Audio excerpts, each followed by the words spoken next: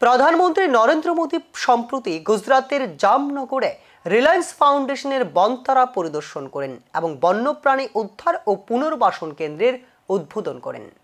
প্রধানমন্ত্রী নরেন্দ্র মোদী সম্প্রতি গুজরাতের জামনগরে রিলায়েন্স ফাউন্ডেশনের বনতারা পরিদর্শন করেন এবং বন্যপ্রাণী উদ্ধার ও পুনর্বাসন কেন্দ্রের উদ্বোধন করেন। RIL এবং রিলায়েন্স ফাউন্ডেশনের বোর্ডের পরিচালক অনন্ত আম্বানির সঙ্গে প্রধানমন্ত্রী মোদী বিশাল এই বনতারা ঘুরে দেখেন। বনতারায় পশুদের যেভাবে যত্নে লালন পালন করা হচ্ছে, সংরক্ষণের পরিকল্পনা করা হচ্ছে, তাতে আপ্লুত দেশের প্রধানমন্ত্রী নরেন্দ্র মোদী।